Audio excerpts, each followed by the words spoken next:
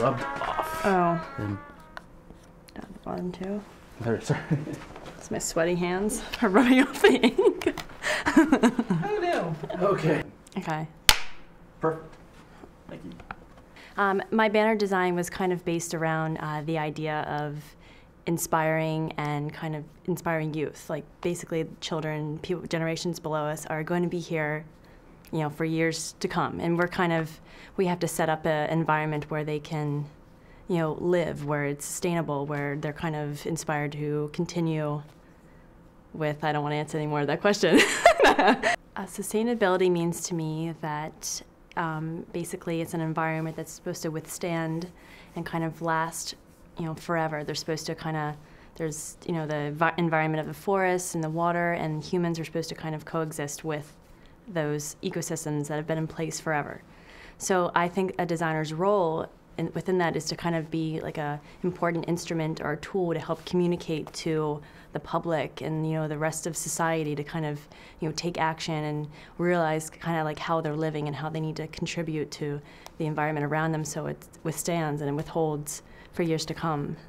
When I look for design inspiration, I usually kind of talk to you know, my peers. I kind of, you know, listen to music, or I go to certain events, or I go to websites. I kind of see what everybody's like talking about. So I'm kind of trying to get my, you know, my hands into whatever I can, what, you know, the talk, like what's going on, what designers are doing in the community, just so I can kind of be a part of that and be aware and contribute.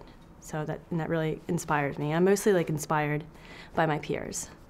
If I had to be a drawing or art instrument, I would possibly pick a pencil.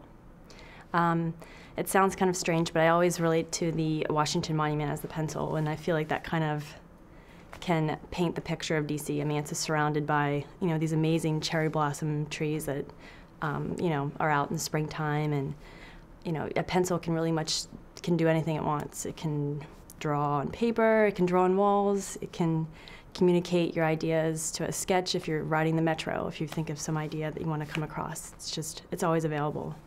My dream job, well, let's see. I think that it's kind of like an endless answer. I'm always kind of trying to find it, but my dream is to always be passionate about what I do, about, you know, what I'm creating. Is it for a cause? Is it to help something? Is it to help society, an organization, the world? You know, environmental design, I always have to be passionate about what I do, because I really feel like you'll be able to communicate and be successful in what you do if you're passionate about it.